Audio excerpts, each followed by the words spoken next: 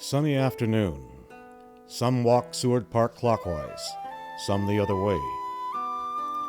100 years ago, Seattle residents set aside a place of rare beauty, a peninsula of virgin forest and a glistening lake on the edge of the city.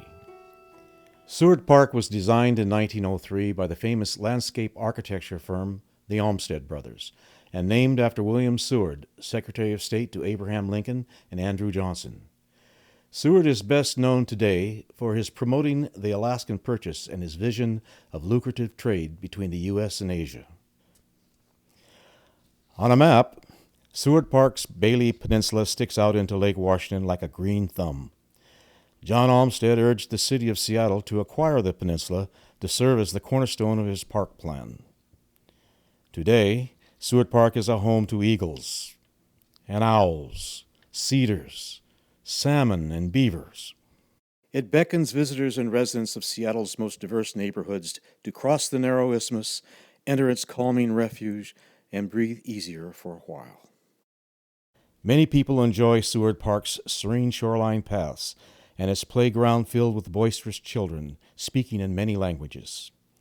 Some have explored the park's magnificent forest with 500-year-old giant Douglas firs, but relatively few visitors have noticed these two concrete foundations, almost hidden in the bushes.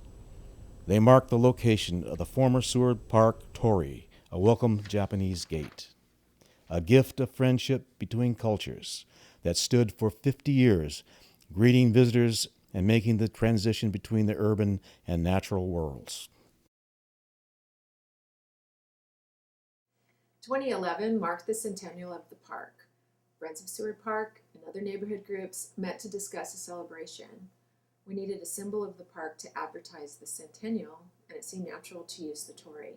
Those of us who grew up with the Torii wondered who had built it in the first place, why had it been in Seward Park, and what had happened to it.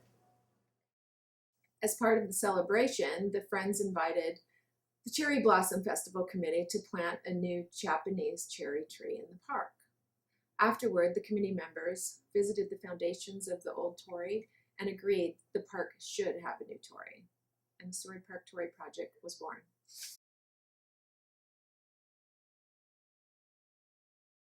The 1909 Alaska-Yukon Pacific Exposition, or AYPE, was Seattle's first World's Fair. It highlighted Asian trade relationships, and these relationships are even reflected in the motif of the exposition's entrances, Torii-like gates embellished with Alaskan-style totems. In 1911, 2 years after the exposition, city leaders conceived the Golden Potlatch Festival to entice visitors to Seattle. The potlatch was interrupted by World War I, but was revived in 1934 with a renewed emphasis on Seattle and international trade. Our initial search for who had built the Torii began at the Seattle Municipal Archives downtown. We found a 1935 photo of the Torii in Seward Park. We also discovered that the Torii had originally appeared in the 1934 Potlatch Festival. It was donated to the city as a gesture of goodwill by the Japanese community. It was then placed in Seward Park after the festival, and you can still see the concrete foundations today. I was sure that someone had to have taken a photo of the Torii at the 1934 Potlatch Festival, so I repeatedly checked the archives. One day at the University of Washington Special Collections, there was a home movie collection donated from the Cushy family. I looked through the finding aid. There it was, Potlatch Festival 1934. So I said, the Torii's got to be there. So I put the film through, and there it was sitting in the middle of the University Street. If you look carefully, you can see a sign that says Seattle, America's Gateway to the Orient. In looking through the University Special Collections, I found records from the Seattle Japanese Chamber of Commerce. In their 1934 file was a receipt from the potlatch for the purchase of paint and lumber to be delivered to the Japanese language school. The receipt was signed Kei Ichimitsu. So the greatest discovery came when we looked through the records again. Misfiled in a folder labeled 1939, we found the original 1934 sketch of the Torii, signed A.K. Arai. The drawings depict a red torii.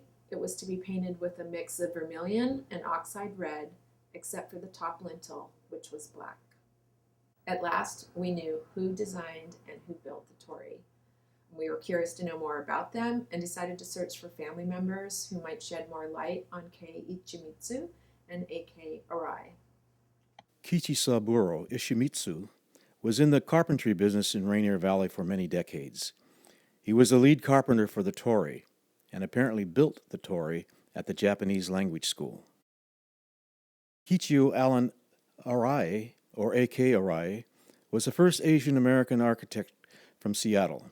He was educated at Harvard, but returned to Seattle just in time for the Great Depression, making it difficult to find work except within the Japanese American community. My name is Jerry Arai, and I'm the son of Ellen Kichio Arai, who was the designer of the Torii Gate at Seward Park. And I was an architect like my father, but my father had such a hard time in his life that he didn't want me to become an architect, I think. I wasn't born when he did the job, so all I remember is we used to always go there to show relatives or friends the Torii Gate, because my father did the Torii Gate, and he only would mention that he did the gate. That's about all he said. A lot of his work he never talked about. He just said he did. I found out he did a shrine for a religious church. I think it was a Buddhist church, but I've never seen it. But he kind of did things just because he wanted to do it. He was also a member when he was I think he was just graduating from college. He joined an organization that's pretty prominent in the Japanese community. It's a JCL, Japanese American Citizen League. They're all over the country. But they started, one of the first groups started in Seattle, and he was a member of that group, but he didn't stay there. I don't think he was very political, so he didn't stay in that group that long, but he was part of that group. So he was very community oriented. Arai was paid only $2 for his sketch of the Torii. The total cost of the Torii was about $172, which was raised from donations as small as 10 cents and as large as $20. Why had the Torii been placed in Seward Park? Was it because the park already had Japanese cherry trees, a Japanese lantern, and a Japanese garden? The first 3 Japanese cherry trees were planted in the park in 1929 by Japanese diplomats on their way to an arms limitation conference in London. A few years later, 3,500 more cherry trees were donated by the Japanese Association of North America. These were planted in Seward Park and around the city. Some of the Kanzan cherries from 1930 are still present in Seward Park. In 1931, the city of Yokohama presented Seattle with an 8-ton Taikugata stone lantern in gratitude for our city's help after the Great Kanto earthquake.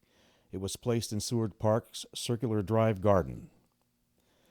The Japanese community advised and helped Park Department head gardener Jacob Umlauf to create a Japanese-style garden in the Circular Drive. It featured cherry trees and red pines as a backdrop for the lantern. During the dedication, Japanese Consul Uchiyama noted that the Mount Rainier reminded him of Mount Fuji. The Torii soon became a neighborhood icon, and for many decades was a backdrop for the Rainier Valley's powwow held in Seward Park. The powwow began in 1934 and, for 50 years, was a local celebration, first held in conjunction with a potlatch festival and later seafair. Neighbors enjoyed music, races, pie eating contests, and other family-friendly events. Throughout World War II, the Torii survived unscathed, even as the families who had given the Torii to Seattle were being interned in Minidoka.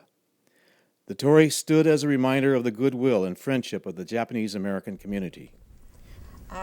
My dad's name was Toshio Morishima, and he used to take us down to Seward Park quite a bit when I was young, and we would look at the stone lanterns, and we saw the Torii in the middle of the park. And when I looked at him, he would kind of have tears in his eyes because he was reminiscing about the Torii gate that he remembered in his ancestral home close by at the Miyajima Islands. And when we went back there one year, I remember that when we were on the ferry crossing the waterway to Miyajima Island, there was this red Torii gate standing, and it looked like it was actually floating in the water, but it was actually anchored below, but we couldn't see that. But it kind of reminded me of the Statue of Liberty, because it was kind of like it was a greeting to us, welcoming us to the island like it did to New York City and the Miyajima Islands. And then it was kind of felt like as you turn back that it was saying farewell to us and come back again soon. Time eventually took its toll on the Torii. As early as 1948, decay was noted. In 1954, plans were drawn to reconstruct the Torii, noting that there was a squirrel nest in one of the central columns. But the plans were never carried out. Friends of Seattle's Olmsted Parks about the Torii project. Bob Baines, a longtime Parks employee who was on the board, asked me if we wanted a piece of the old Torii. And I said, sure. It turned out that Bob had been on the crew that removed the Torii in the mid-1980s, and thinking that this cultural icon shouldn't just go to a dump, he kept part of it in his yard for 30 years. So Bob and I arranged to have the remaining piece, which was one of the side supports, donated to the Wing Lake Museum. In 2012, the Friends of Seward Park received a neighborhood matching fund grant from the Seattle Department of Neighborhoods to hire a landscape architect to design a new Torii.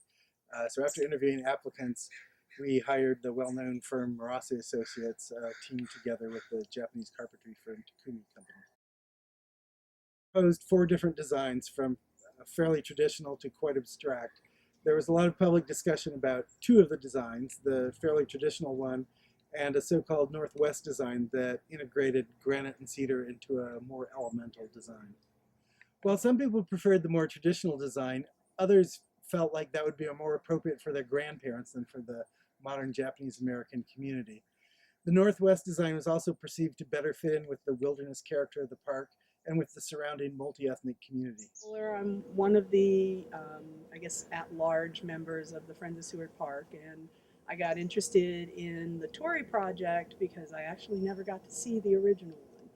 When I lived in Japan, 2005 into 2006, there were Torii everywhere, in some of the most amazing places. And since they marked the entrances to Shinto shrines, they were usually in really beautiful spaces.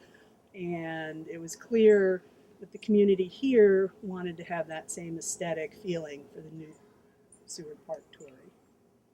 Torii are traditionally made of wood or stone. Because the original Torii had eventually rotted, the Parks Department didn't want wooden columns like in the old Torii that would require maintenance. Scott Marase suggested columns of bush-hammered granite. The cross pieces will be made of cedar, and there will be a plaza of pebbled concrete to make the area ADA accessible.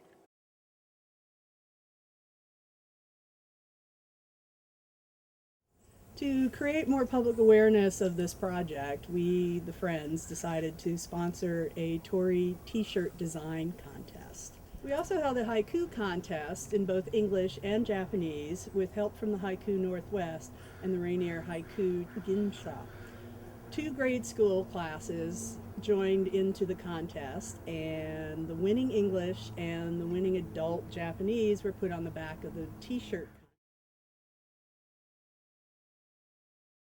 We're also going to put the kids winning haiku on the back of the kids designed t-shirt.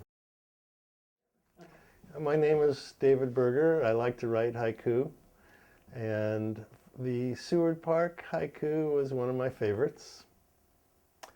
I remember very much when the contest was announced and was so excited to apply for it. Experience. It's great. It's just a different experience. So often, like so many people, I walk around the outside perimeter. It's an island, a peninsula. But of course you have to choose which way to go. And that is a very important decision, because do I want to start in the sunshine and then go through the dark backside and then emerge in this area?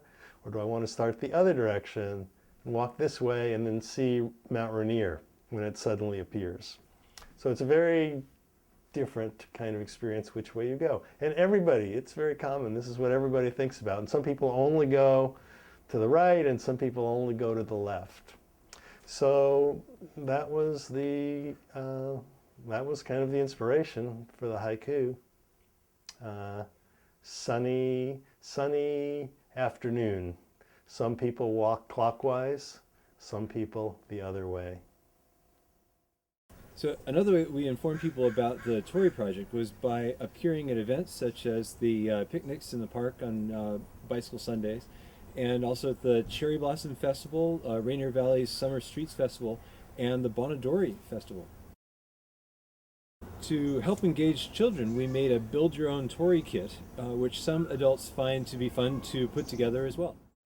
And every April, I lead walks that show people the cherries and the lanterns and the site of the old Torii. Along the way, I talk about how the planting of 3 cherry trees in 1929 by Japanese diplomats on their way to an arms limitation treaty led to all the other Japanese gifts in the park, including the Torii. Each year on the evening of August 6th, people gather to float paper lanterns on Green Lake. Since the original Seward Park Torii was given as a symbol of friendship and goodwill between the cultures, it was modeled after the so-called floating Torii of Miyajima near Hiroshima. We thought it would be appropriate to make a lantern with a real floating Torii. So I'm supporting the rebuilding of the Torii because it reminds me of my early childhood days in Seattle, and my dad and my grandparents. And we used to take joyrides on Sunday afternoons after church, and my dad would call it Seattleites Park because he couldn't say ours, and his pronunciation is very Japanese still, just right after the war. But those were great times because it was carefree. I was only 4 or 5 years old, not a worry in the world. But as I grew older, I sort of let it die by the wayside like any adolescent, teenager, even high school student, college student. It just went by the wayside, and I just totally forgot about it. Seward Park is here, yeah, and it's named after a great senator who got us Alaska. But as I got even older, I sort of got involved in preservation. And so when I heard the name Olmsted, I tried to find out more about that person because he did so much for Seattle parks. And so that sort of got me back into Seward Park because Seward Park is part of one of his projects. And so I noticed that the Torii was missing, the one that I really loved, the redwood, ties to Japan, being right after the war when I remember it most. However, I found that the cherry blossom trees were diseased and were dying off. So Japan sent, I don't know how many thousands of cherry trees to replenish what we had. And even in the quad at the UW, they were replenished. And we were trying to save the trees. And in the meantime, trying to save the trees, somehow I noticed that the Torii was gone. And I just was so sad. And then being involved with this Seattle Cherry Blossom and Japanese Cultural Festival, I learned that there was a project through Seattle Parks to try to rebuild the Torii. And so I said, oh, I have to get on this because to me it's very personal. I have fond memories because my dad took lots of pictures when we were kids, my older brother and I, my grandparents, and my mom. So I encourage anyone who loves the relationship between Japan and Seattle and the historical value of having this torii rebuilt. It's just unmentionable. It's just so wonderful to have it back. My name's Ted Weinberg. I'm on the Torii committee, and I grew up about a mile and a half north of Seward Park. And so as a kid, I used to come down here a lot with my parents on Bicycle Sunday and to enjoy the park. And I remember the Torii as being the thing that you saw when you have arrived at the park. And I loved being able to see that because it was, as a little kid, it's a long bike ride to get down here from where I live. And it meant that you had arrived, you would get to stop and have lunch, or to have ice cream from the vendor, or to go swimming or something like that, or to play in the playground. I moved away, but as an adult, I've started bringing my own family back to do the Bicycle Sundays and to do picnics in the park. And I noticed that the Torii was gone. So the foundations are still there, though, so I was wondering what happened to that. I eventually found the Friends of Seward Park organization that's running the project to replace the Torii, and got involved with that. So I thought, in order to contribute to that, I really wanted to do something that would help us all visualize it, which is how I got to the point of creating that painting.